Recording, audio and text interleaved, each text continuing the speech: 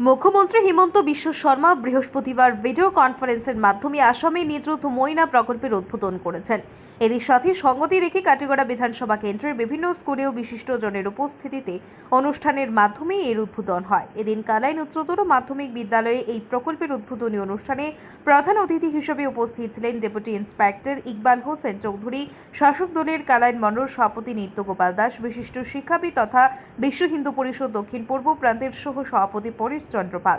তাছাড়াও স্কুলের অধ্যক্ষ সিরাজুল আম্বিয়া, হারান দাস, সুদীপ দাস, আজিজুর খান প্রমুখ উপস্থিত ছিলেন। এই বিদ্যালয়ে 198 জন ছাত্রী উপকৃত হবেন এই প্রকল্পের মাধ্যমে।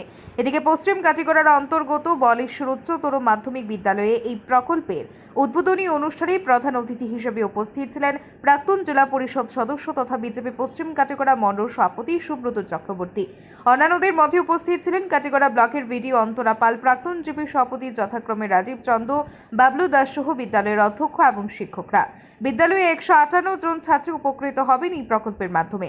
কাটিগড়া সিদ্ধেশ্বর উচ্চতর মাধ্যমিক বিদ্যালয়ে এদিন 154 জন প্রথম বর্ষের ছাত্রীদের মধ্যে নিযুত ময়নার সরকারি প্রকল্পের ফর্ম বন্টন করা হয়। অনুষ্ঠানে মুখ্য অতিথি হিসেবে উপস্থিত ছিলেন শাসক দলের কাটিগড়া মণ্ডল সভাপতি বিশালাক্ষ দেব ও কাটিগড়া ব্লক শিক্ষা আধিকারিক রাজেশ চক্রবর্তী। সভায় অন্যান্যদের মধ্যে উপস্থিত ছিলেন দক্ষিণ কাটিগড়া প্রাক্তন জেলা পরিষদ সদস্য অসীম দত্ত, সিদ্ধেশ্বর উচ্চতর মাধ্যমিক বিদ্যালয়ের অধ্যক্ষ মুজিবুর রহমান বরভূয়া, প্রবীণ বিজেপি নেতা নিমিলেন্দু চক্রবর্তী, কাটিগড়া ক্লাস্টারের সিআরসিসি সঞ্জয় কুমার দে, স্বপন দেব, বিগুলাল দাস সহ অন্যান্যরা। উল্লেখ্য, রাজ্য সরকারের শিক্ষা বিভাগের অধীন হায়ার সেকেন্ডারি প্রথম বর্ষ, ডিগ্রি, এমএ পড়ুয়া ছাত্রীদের মধ্যে মাসিক যথাক্রমে 1000 টাকা, 1250 টাকা, 2500 টাকা প্রদান করবে আসাম সরকার। শুধুমাত্র ছাত্রীরাই এই প্রকল্পের অধীনে থাকবে।